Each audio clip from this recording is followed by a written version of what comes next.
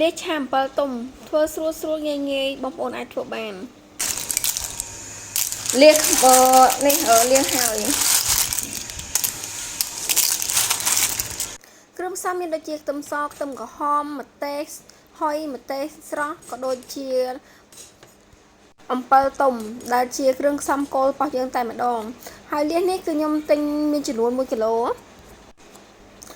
គ្រឿងផ្សំមានស្ករប៊ីចេងរ៉ូឌីក៏ដូចជាម្រេចផ្សេងទៀតគឺធម្មតាដូចជាយើងធ្វើម្ហូបផ្សេងដូចគ្នាលាងស្អាតរួចរាល់ហើយខ្ញុំចាប់ផ្ដើមបំបហាន់ខ្ទឹមសក៏ដូចជាបងប្អូនមានខ្ទឹមក្រហមដាក់ខ្ទឹមក្រហមជាមួយទៀតក៏រឹតតែឆ្ងាញ់អំពិលទុំគឺស្មើដូចក្នុងវីដេអូនេះដូចគ្នាខ្ញុំចាប់ផ្ដើមបំពងខ្ទឹមដាក់ខ្លាញ់ខ្ទឹមសខ្ទឹមក្រហមដើម្បីបំពងវាមកល្មមមិនបាច់ឲ្យវាឡើងក្រហមពេកទេបន្ទាប់មកខ្ញុំដាក់ទឹកត្រីសម្រាប់ការធ្វើគឺយើងមានច្រើនរបៀបហើយគួរឲ្យស្ដាយនោះខ្ញុំអត់បានទិញជីម្រះព្រៅក៏ដូចជីងវងយើងដាក់ពីរហ្នឹងដាក់ជីមួយណាក៏បានដែរតាមចំណង់ចំណូលចិត្តជាទូទៅខ្ញុំតែងតែដាក់ជាមួយនឹងជីម្រះព្រៅតែដោយសារអត់បានទិញដោយសារទិញម្ហូបរៀងច្រើនមុខដែរចឹងភ្លេចបុកភ្លេចក្រោយតែងតែភាកច្រើនគឺភ្លេចអាគ្រឿងតិចតួចនឹងតែម្ដងដាក់ប៊ីចេងចូលបន្តិចតាមចំណង់ចំណូលចិត្តចង់ដាក់ក៏បានមិនដាក់ក៏បានតែជាទូទៅខ្ញុំតែងតែលួចវាតិចតួចដើម្បីឲ្យមានរសជាតិការធ្វើម្ហូបនីមួយគឺអត់ដូចគ្នាទេតែងតែមានខុសគ្នាតិចតួចហើយមានច្រើនរបៀបដាក់ស្ករសយើងអាចដាក់ស្ករតាមចំណង់ចំណូលចិត្តភ្លក់មើលទៅថាសាបប្រៃផ្អែមប៉ុន្មានយើងដាក់ប៉ុណ្្នឹងទៅបើសិនជាដាក់ទៅស្ទើយើងក៏ថែមទៀតទៅ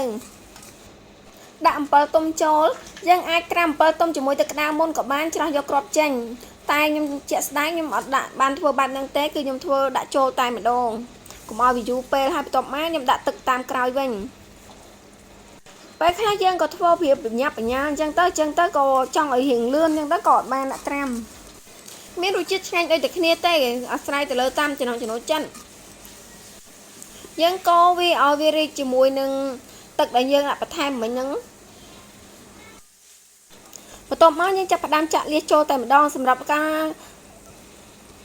លាសម្អាតលាគឺខ្ញុំដាក់ត្រាំវាចោលប្រហែលជា1ម៉ោង2ម៉ោងជាមួយនឹងម្ទេសដើម្បីឲ្យវាខ្ជាក់ដីចេញឲ្យអស់ហើយទៅខ្ញុំចាប់ផ្ដើមលាងទឹកវា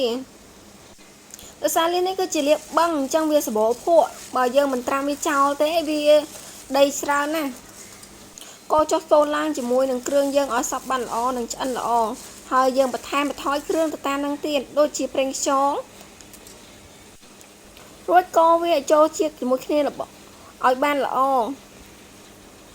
សម្រាប់ការធ្វើឆាលាសនេះគឺអត់យូរទេគឺលឿនមែនតើប្រហែលជាខ្ទង់10 នាទីអីចោះឆាហើយអត់ព្រោះថាលាសគឺវាឆាប់ឆ្អិនក៏កញ្ជ្រោកចុះកញ្ជ្រោកឡើងដើម្បីឲ្យវាសព្វគ្រឿងល្អហើយខ្ញុំចាប់ផ្ដើមដាក់លួចជាមួយនឹងម្រេចខ្ញុំដាក់ម្រេចរៀងច្រើនដែរដោយសារតែចូលចិត្តរួចក៏កញ្ជ្រោកចុះកញ្ជ្រោកឡើងឲ្យវាសព្វដូចមុននឹងអញ្ចឹងបន្ទាប់មកទៀតគឺខ្ញុំភ្លក់មើលសិនថាវារសជាតិល្មមដែលខ្ញុំចង់បានហើយឬនៅហើយសម្រាប់ការឆាបែបនេះគឺឃើញថាអំពិលទុំយើងគឺវាជាប់ខំសាច់លាសល្អមែនតើដូចជាលាសហាលអញ្ចឹងរសជាតិជូរអែមប្រៃតិចគឺឆ្ងាញ់មែនតើ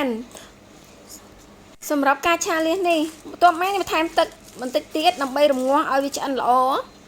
បើបានដាក់ជីម្រះព្រៅទៀតគឺកាន់តែឆ្ងាញ់ជីងវងក៏បានដូចគ្នា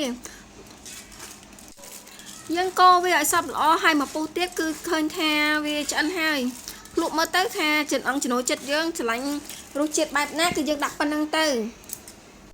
សម្រាប់បងប្អូនដែលគាត់ចូលចិត្តនៅក្នុងការចែករំលែកនៅរូបមន្តប្រចាំផ្ទះអីបងប្អូនអាច Subscribe Channel ខ្ញុំម្នាក់មួយបានព្រោះថាការធ្វើម្ហូបផ្ទះនីមួយគឺអត់ដូចគ្នាទេរូបមន្តតែងតែខុសគ្នាបន្តិចបន្តួចទៅតាមការធ្វើតាមរូបមន្តរៀងខ្លួនអញ្ចឹងបើសិនជាបងប្អូនចង់ផ្លាស់ប្ដូរនៅរូបមន្តរបស់ខ្លួនឯងហើយធ្វើតាមបែបផ្សេងទៀតបងប្អូនអាច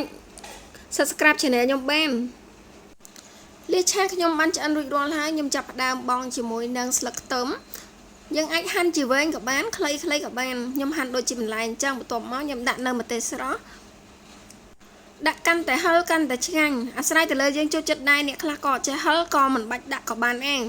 តែប្រភេទឆាបែបនេះបើអត់ហឹរក៏វាអត់សូវជាឆ្ងាញ់ប្រហែលដែរ ម្ទេសក្រៀមនេះគឺខ្ញុំដាក់តាមប៉ុណ្ណឹង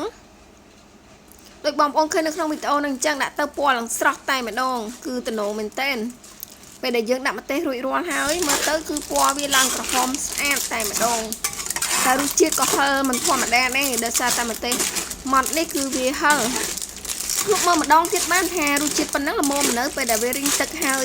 ខ្ញុំចូលចិត្តរសជាតិបែបប៉ុណ្ណឹងក៏មិនថែមគ្រឿងថែមថយអីទៀតដែរហើយអរគុណបងប្អូនសម្រាប់ការតាមដានវីដេអូនេះពីដើមដល់ចប់